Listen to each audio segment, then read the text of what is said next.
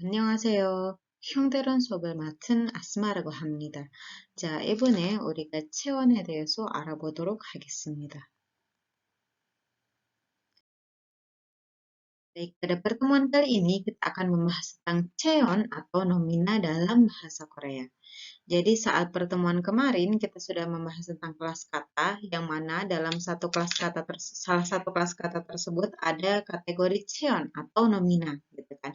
Nah, jadi kelas kata apa saja sih yang termasuk ke dalam nomina ini gitu. Nah, akan kita bahas dalam pertemuan kali ini.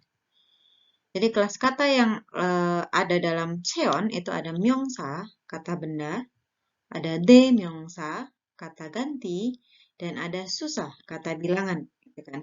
Nah, jadi ketiga kelas kata ini masuk ke dalam cheon. Gitu kan. Karena ketiga hal ini itu bisa menjadi subjek ataupun menjadi objek. Oke, baik. Yang pertama kita akan membahas tentang myongsa atau kata benda, yang mana bagian ini adalah bagian dari klasifikasi kata benda, gitu kan. Jadi kata benda itu bisa dibagi menjadi berdasarkan penggunaannya dan juga berdasarkan independensinya, gitu kan. Nah, untuk penggunaan kata benda itu dibagi menjadi kata benda umum, bothong myongsa, dan kata benda nama diri atau proper noun, goyu 명사 gitu kan. Nah, jadi apa sih bedanya gitu nanti akan kita lihat contohnya. Lalu yang kedua, kata benda itu dibagi berdasarkan independensinya, apakah dia bisa berdiri sendiri atau tidak. Meskipun saat kita membahas morfem yang namanya cheon, yang namanya kata benda itu pasti bisa berdiri sendiri. Namun ternyata dalam bahasa Korea ada sebagian kecil kata benda yang dia tidak bisa berdiri sendiri, gitu, sehingga disebut sebagai kata benda tak bebas atau ejun myongsa. Jadi kata benda bahasa Korea dibagi menjadi jarim myongsa, kata benda bebas, dan kata benda tidak bebas.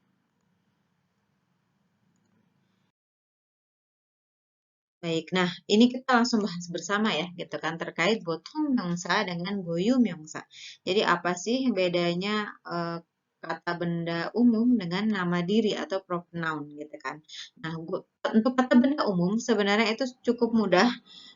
Secara umum kata benda yang kita tahu, hakyo, chip, bab, uyu, saram itu termasuk ke dalam kata benda umum, gitu kan.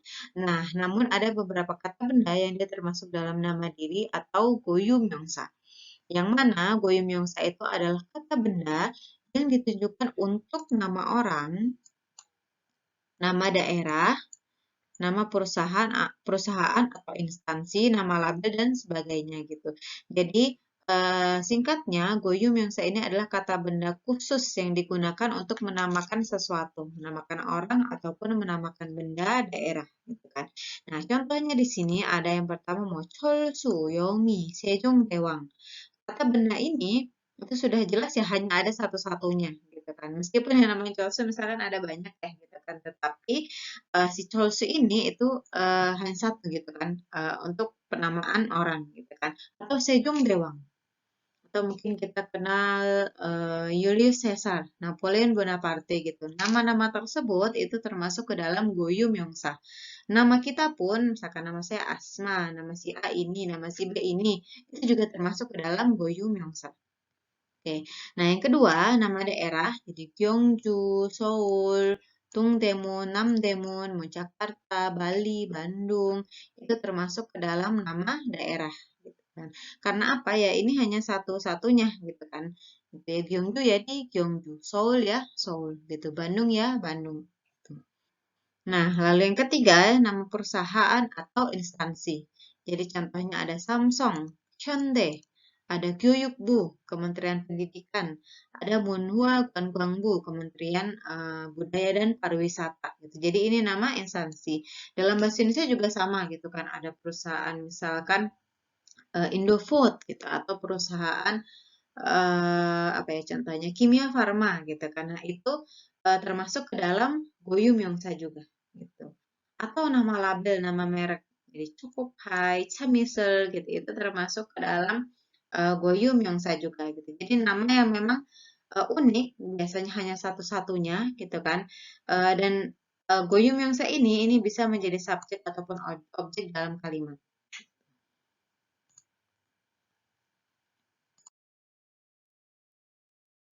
Nah, untuk goyum yongsa sendiri itu tidak bisa digunakan bersamaan dengan beberapa kata tunjuk atau kata pelengkap.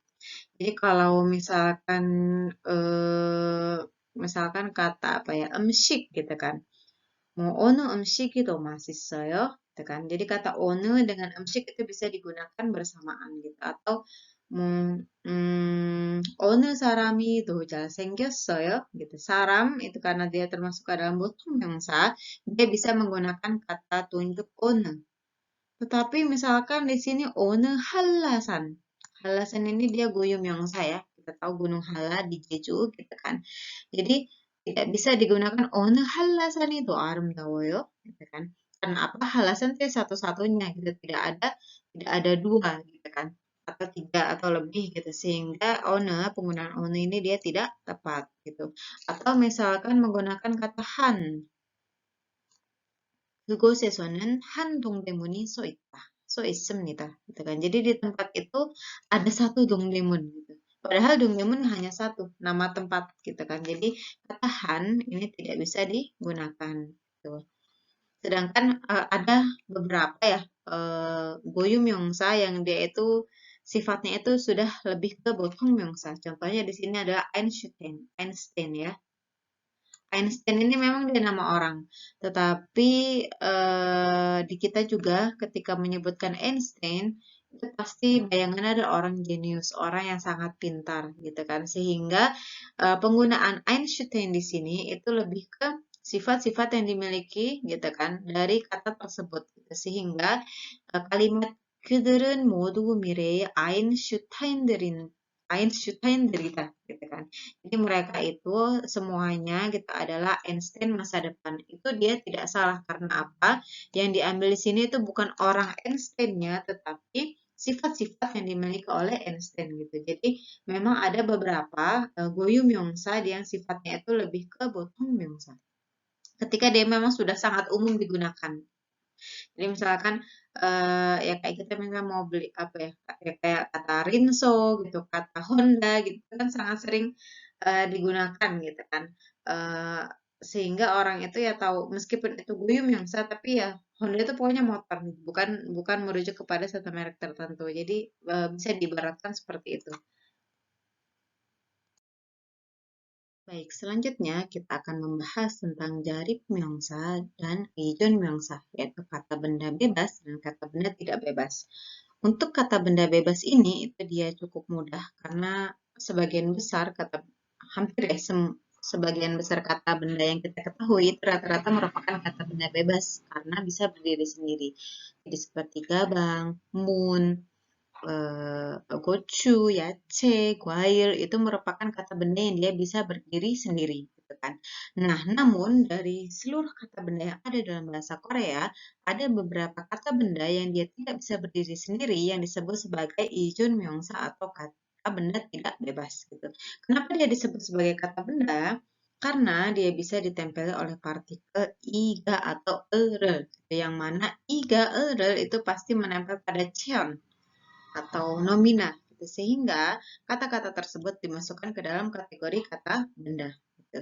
Oke, contoh yang pertama di sini ada omma는 사과 두 개를 샀다. Oke, di sini itu dia tidak bisa berdiri sendiri tapi harus bersama dengan kata bilangannya. Apakah hana, dul, set, net gitu kan. Nah, jadi di sini harus ada dunya gitu.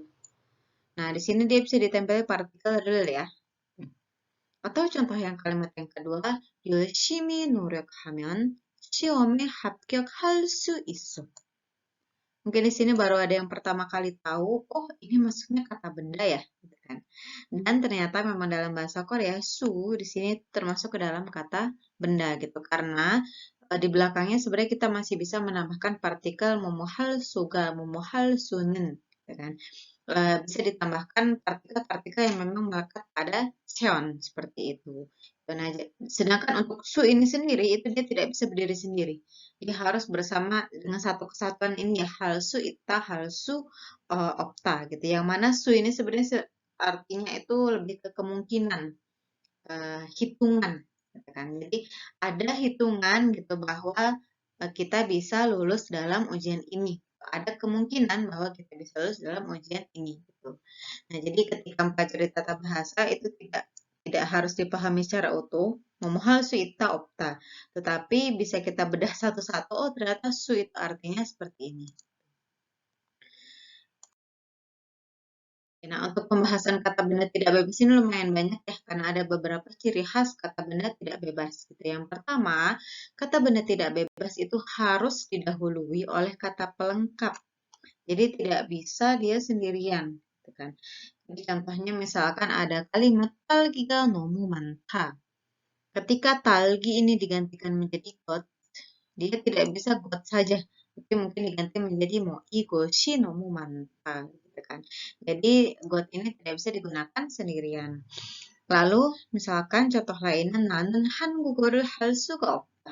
Atau misalkan contoh yang lain 나는 도저히 이해할 수가 없어요. Gitu kan. Jadi su ditempeli partikel ga. Tetapi su ini dia tidak bisa digunakan sendiri. Seperti contoh kalimat nomor 4, na는 수가 없다. Su ini merujuk pada apa gitu karena itu tidak ada rujukannya sehingga dia tidak bisa menjadi kalimat yang lengkap gitu. Sehingga kata benda tidak bebas itu pasti harus selalu didahului oleh kata pelengkap gitu agar bisa digunakan dengan kalimat. Baik, selanjutnya karakteristik yang kedua adalah partikel yang mengikuti kata benda tidak bebas itu jumlahnya terbatas. Jadi tidak semua partikel gitu, itu bisa dilekatkan di kata benda tidak bebas ini gitu. Nah, contohnya yang kalimat pertama, 그 사람은 인도네시아어를 할 수가 없어요. Oke.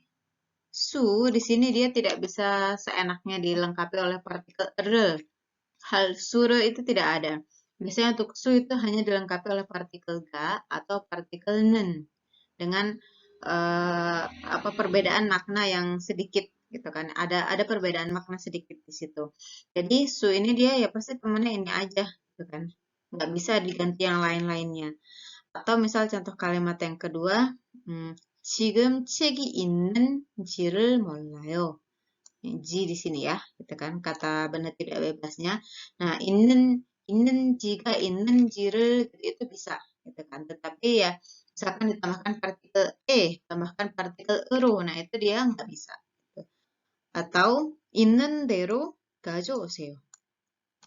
Ini D-nya itu kata benda tidak bebas ya, gitu kan.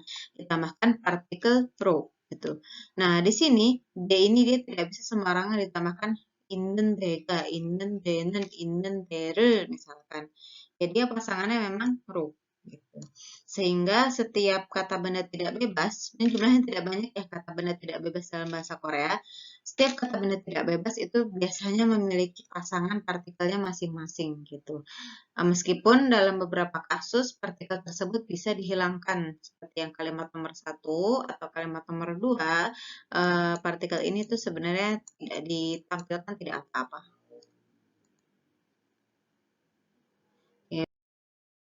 Yang selanjutnya, karakteristik yang selanjutnya, ada imbuhan adnominal atau bukan hyongsa hyongomi seperti enen, don, atau ton yang mengikuti kata benda tak bebas itu jumlahnya terbatas gitu. Jadi biasanya ketika kita belajar tata bahasa ini udah sepaket.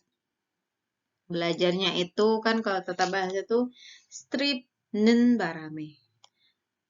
Strip atau real jul alda morida gitu. Atau misalkan strip real su ita opta. Jadi biasanya digunakan sepaket itu karena memang itu udah barengan gitu dipakainya gitu kan. Nah, jadi ini biasanya juga menunjukkan CJ atau apa namanya tense penanda waktunya gitu kan sehingga dia tidak bisa diganti begitu saja gitu kan. Misalkan di sini 나는 한국어를 할 줄 몰랐어. Di sini halnya, realnya ini misalkan diganti nen atau diganti don gitu. Nah, itu dia tidak bisa gitu kan. Jadi pasangannya memang itu. Gitu. Atau misal jika onen barame, nennya ini diganti menjadi nian saja atau don, odon barame, nah itu dia nggak bisa. gitu. Jadi ya udah memang pasangannya tuh biga onen barami. Selanjutnya, karakteristik yang selanjutnya adalah kata kerja yang mengikuti kata benda tak bebas itu terbatas. Jadi kan biasanya setelah kata benda tidak bebas tersebut di belakangnya tuh ada kata kerja lagi, ada predikatnya gitu kan. Nah, itu dia tidak selalu apa ya, bisa seenaknya diganti-ganti gitu kan. Ini juga ketika kita belajar tata bahasa, biasanya ada beberapa pasangan, yaitu mumu haljul murda alda, haljul alda, haljul murda, mumu halsu itta halsu opta, gitu. Nah, jadi ya halsu apa ya misalkan halsu mulai itu nggak bisa. Jadi ya memang pasangannya itta opta. Haljul eh, haljul opsoyo, nah itu juga nggak bisa, gitu. Karena haljul murda alda itu sudah satu satu pasangan gitu. Nah jadi kata kerjanya yang di belakangnya ini gitu kan, itu juga dia eh, terbatas gitu kan. Sekali lagi saya tekankan, memang ketika kita belajar tentang kata benda tidak bebas ini, judulnya tuh bukan kata benda tidak bebas, tapi lebih ke ya udah satu paket tata bahasa, gitu kan. Tata bahasa kemampuan, tata bahasa tentang tadi ya haljul alda muruda gitu, atau tata bahasa yang lainnya gitu kan. Jadi biasanya gitu kan karena untuk pembelajaran bahasa Korea itu tidak dengan bahasa linguistik yang rumit, jadi tidak dijelaskan bahwa ini tuh dia kata benda tidak bebas loh, itu enggak gitu kan. Tetapi di sini karena kita belajar morfologi, maka kita harus tahu bahwa yang seperti ini gitu kan itu termasuk ke dalam kata benda tidak bebas dalam bahasa Korea. Nah, di sini ada lagi gitu kan, ada kata benda tidak bebas yang dia bersifat satuan. Jadi han mari, han myong, han byong, han kwon, han bakse gitu. Itu termasuk ke dalam kata benda tidak bebas juga. Karena dia harus selalu bersama dengan kata satuan atau kata bilangan gitu. Jadi nggak bisa mari ini dia kita gunakan sendiri itu kan nggak bisa. Harus han mari, tu mari, se mari gitu kan. Nah, ini eh, ada satu kategori khusus ya biasanya gitu ketika kita belajar kata satuan gitu kan dalam bahasa Korea gitu. Nah, kata-kata tersebut itu termasuk ke dalam kata benda tidak bebas.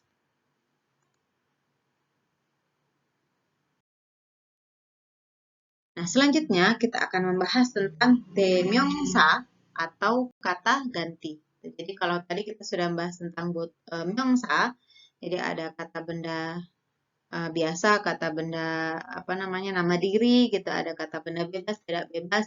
Nah, ini ada kata ganti yang selanjutnya gitu kan yang disebut dengan demyongsa. Nah, untuk demyongsa sendiri ini dibagi menjadi 3 jenis. Yang pertama itu kata ganti persona, kata ganti orang ya, gitu kan. Saya, kamu, dia, apalagi ya mau beliau itu kami itu kan termasuk ke dalam kata ganti orang atau incing dememsa. Lalu ada yang namanya kata tunjuk. Sini, situ, sana, ini, itu termasuk ke dalam kata tunjuk atau dalam bahasa Korea disebut sebagai jishi dememsa. Lalu yang terakhir ada kata ganti non definitif atau mijicing bujongcing gitu kan. Jadi untuk menggantikan sesuatu tapi dia tidak definitif seperti itu.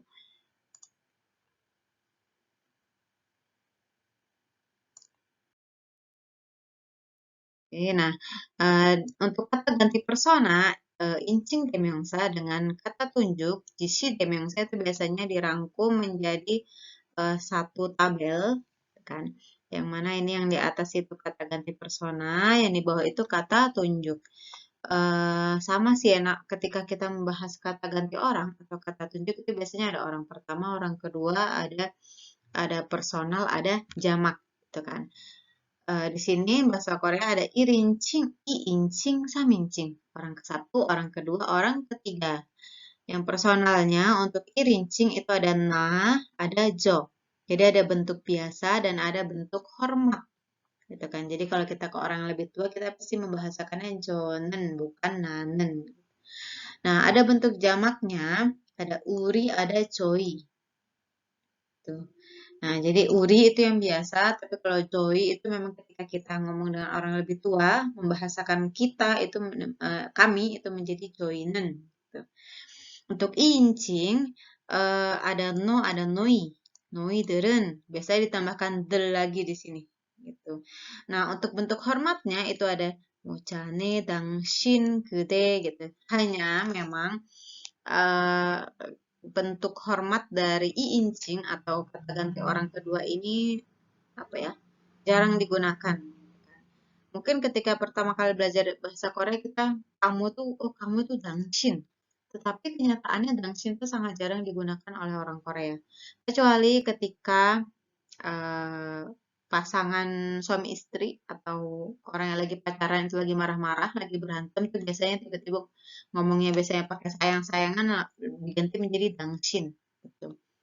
Atau biasanya ketika lagi marah sih gitu sehingga dangshin itu sebenarnya konotasinya itu lebih ke negatif gitu. Jadi jangan sembarangan menggunakan kata dangshin dalam bahasa Korea gitu. Nah, lalu ada kata jane. Jane itu biasanya diucapkan oleh orang yang lebih tua ke yang lebih muda. Jadi jangan kita, meskipun kita misalkan udah mahasiswa nih, ngomong ke anak kecil umur 5 tahun, 6 tahun, itu juga ketika menggunakan jane itu akan aneh. Biasanya digunakan oleh laki-laki yang mana dia umurnya mungkin 40 ke atas ya, gitu. Dan itu ya udah orang yang tua biasanya ngomong itu gitu sehingga jane ini dia untuk menghormati sebenarnya gitu hanya memang penggunaannya sangat terbatas. Lain lagi dengan gede, gede ini hanya bisa ditemukan di dalam karya sastra, puisi gitu kan, dalam novel mungkin atau dalam lirik lagu itu bisa ditemukan. Tetapi penggunaan sehari-hari itu jarang gitu. Nah, lalu kalau dalam bahasa Indonesia kan kita sering menggunakan Anda, kamu atau Anda atau kamu kan kadang digunakan ya gitu kan. Tapi dalam bahasa Korea itu jarang. Biasanya digunakan diganti dengan hucing atau panggilan. Jadi kalau kita punya teman ya manggil nama temennya gitu kan. Mau Sujia gitu kan.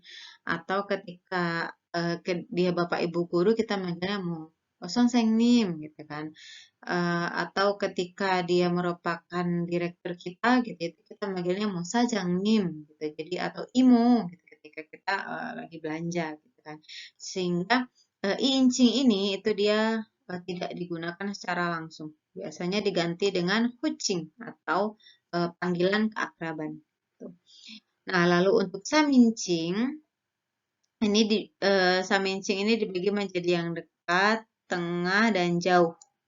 Ini sama juga ya nanti berlaku untuk kata tunjuk gitu kan. Jadi i, ibun gitu kan. Nah, iye ini sebenarnya biasanya disingkat menjadi yenen gitu. Jadi kalau di drama sering dengar kata 얘는 이미 먹었어. 얘는 돈 안 냈어. 얘는 itu sebenarnya gabungan dari IE, anak ini gitu kan. Terus ada genen. Jadi kalau dengan kata G itu bukan G yang artinya anjing, tetapi G yang Y-nya dua ya. Seperti ini gitu kan. Itu maksudnya itu adalah apa namanya dia gitu kan. Ada Jenen ini juga sama gitu kan. J-nya seperti ini. Tuh. Itu maksudnya orang itu yang jauh gitu kan. Jenen, Genen, Yenen. Tuh. Atau ibun, kebun, jobun. Seperti itu. Atau kadang dalam bahasa Korea ada penggunaan icok, kecok. Icuk itu untuk membahasakan saya, gecuk itu membahasakan kamu, gitu kan. Nah, itu hanya ketika situasi mereka belum saling kenal, gitu kan, atau kadang dalam situasi yang tegang, lagi mau berantem, itu kadang bisa pakai icuk, gecuk, gitu. Cuma jangan sembarang digunakan ya, gitu kan.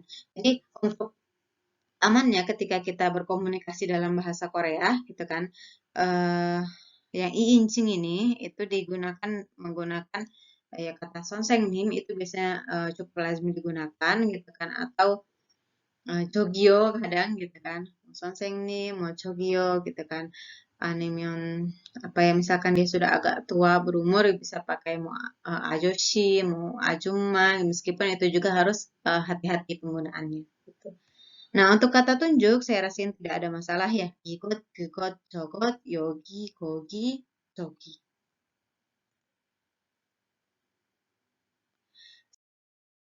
Selanjutnya ada kata ganti non-definitif. Di sini dia disebut non-definitif karena tidak terlalu jelas objeknya apa, gitu kan. Nah, ini dibagi menjadi dua, ada mi jicing dengan bu jongqing, gitu kan. Untuk mi jicing ini ketika tidak tahu target pastinya, jadi benar-benar nggak ngerti. Jadi kategorinya luas banget. Sekarang mau odi iso gitu, odi iso ya, gitu kan. Odi itu benar-benar dia atau misalkan 그런 착한 사람은 이 세상에 어디 있겠어? 어디nya itu tuh benar-benar yang nggak ada targetnya dimanapun maksudnya gitu kan nggak tahu di mana pastinya gitu. Tetapi untuk Bu Jongqing itu sebenarnya targetnya udah ada gitu kan. Hanya tidak dipastikan. Jadi di antara banyak hal gitu ya, pokoknya di antara itu gitu. Nah, di sini untuk mi jicing sendiri bisa menjadi Bu Jongqing ketika ditambahkan partikel na atau tu. Ini yang satu ini contoh dari mi jicing. Nomor dua, ini contoh dari bu jongqing. Jadi ada amuge, amukot, amude, amugona, amutena, amudo, gitu kan. Yang mana na itu bisa untuk kalimat positif, yang dia berakhiran tu itu untuk kalimat negatif.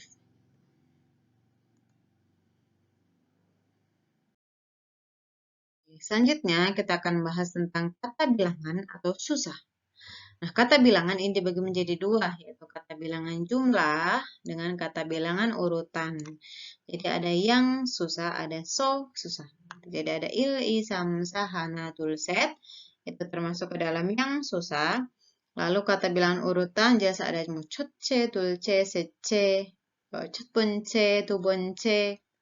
Jadi itu termasuk ke dalam kata bilangan urutan.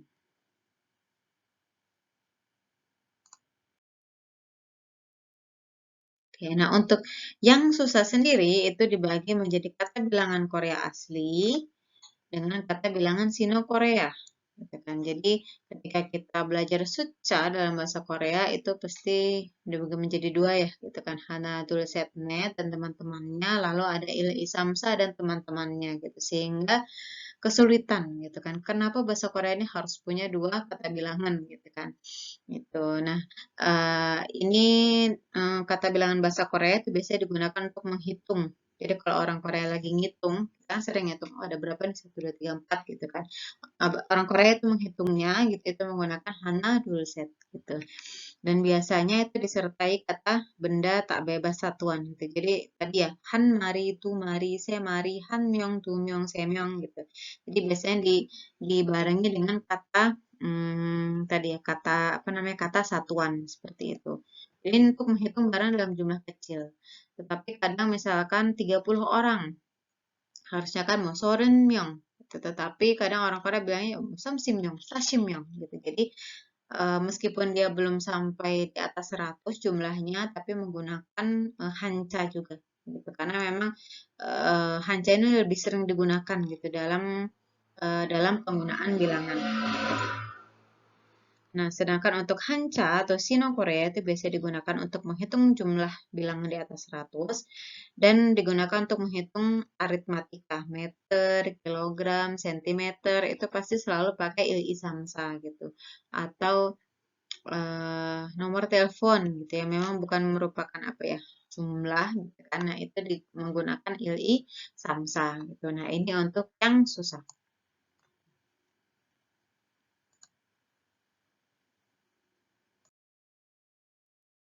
Selanjutnya ada so susah atau kata bilangan urutan. Nah, untuk kata bilangan urutan ini juga sama, dibagi menjadi kata bilangan Korea asli dengan yang Sino Korea gitu.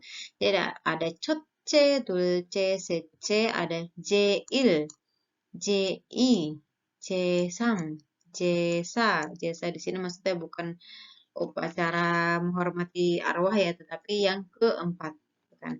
Jadi kalau lihat di drama itu biasanya il isamsanya itu menggunakan huruf huruf Arab gitu. Jadi bukan menggunakan tanggal tapi menggunakan huruf Arab. Jadi J satu hua misalkan gitu.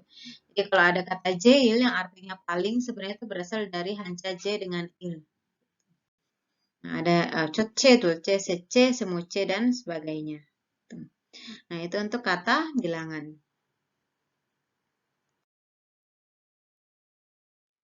Oke, baik. Eh, Hari ini kita sudah membahas tentang cheon atau nomina dalam bahasa Korea yang mana ada 명사, ada bothong 명사, 일반 명사 gitu kan. Ada 자리 명사, 이전 명사. Jadi konsep-konsep ini tadi sudah kita bahas bersama. Lalu ada demyongsa, kata ganti, ada kata ganti orang, kata ganti apa namanya, kata ganti tunjuk. Ada susah kata bilangan gitu. Nah, ini semuanya termasuk ke dalam cheon. Gitu. Nah, jadi ketika bicara nomina itu bukan hanya kata benda umum yang kita ketahui, ternyata kata benda pun memiliki klasifikasi yang lebih detail lagi dalam bahasa Korea. Gitu. Sehingga semoga pengetahuan tentang kata benda ini, tentang nomina itu bisa menambah pemahaman kalian tentang bahasa Korea. Baik, hari ini cukup sampai di sini. Terima kasih atas perhatiannya. Saya Yogi Kaji Kenassemnida. Sugasessemnida.